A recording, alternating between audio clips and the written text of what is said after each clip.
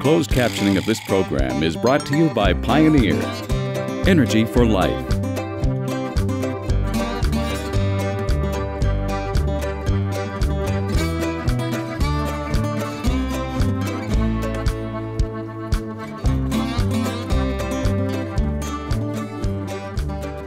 Does it feel like an average size fish, James? Yeah, it does feel like your average size fish for this lake. I'm just going to watch to see how you do it.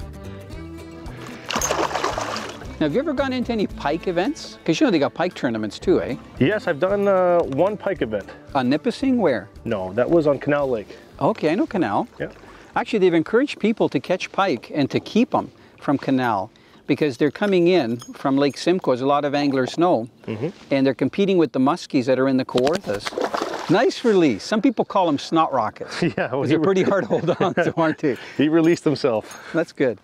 You know, saying about the Kawarthas, and you said you were fishing in Canal Lake, there's a real problem because pike are coming in at both ends of the Kawartha Lakes. Wow. So from Lake Ontario, the Bay of Quinte, they're coming in the Trent River into Stony Lake, and also from the west end, they're coming in from Lake Simcoe. And the problem is that the pike, as you probably know, spawn about a month before the muskie.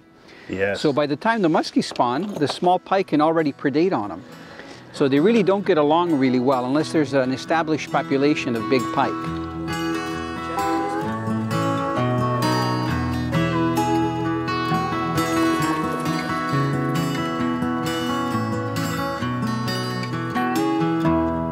If you love to fish and maybe you have a smaller vehicle and you don't really have a place to store a big boat, a kayak is a really good alternative. And what I like about the Ocean Kayak series is that they actually make fishing models, just like the ones we've been fishing out of today. The one thing that really impresses me is, besides the rod holders and all the other attachments, that they actually come equipped with a sonar. You can see that this one has a Humminbird 385 color unit. The nice thing about this unit is that the transducer actually shoots through the hull of the kayak.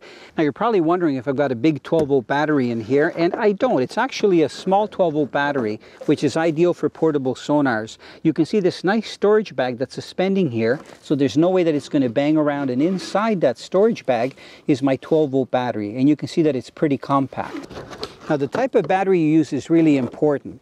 This is the battery that I'm using right here. It's made by Crown Batteries, and the nice thing is they're totally sealed, so you don't have to add any fluids to it. All you have to do is try to maintain it charged.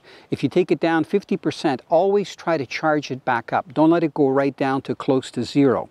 These batteries are ideal for portable ice sonars like we use for ice fishing, or for portable sonars that you use on things like a kayak, or if you had a sonar that you can actually transport and use it on small aluminum boats, or like we have on fly-in trips.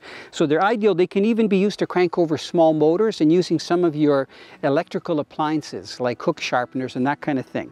So if you're looking to get a kayak, the fishing model from Ocean Kayaks is ideal because it comes with the sonar and all the other accessories.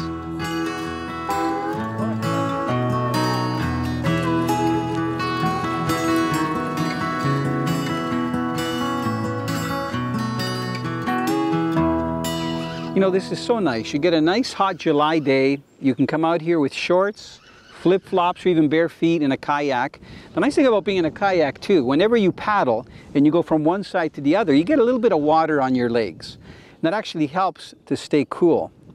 So I'm just holding on to this fish. It seems to be about average size for this lake, which is okay.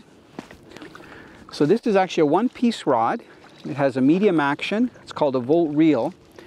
And the lines that both James and I are using today are a braid. This particular one is 20-pound test. See if I can glide him in slowly. Maybe he'll throw that hook, which I don't mind.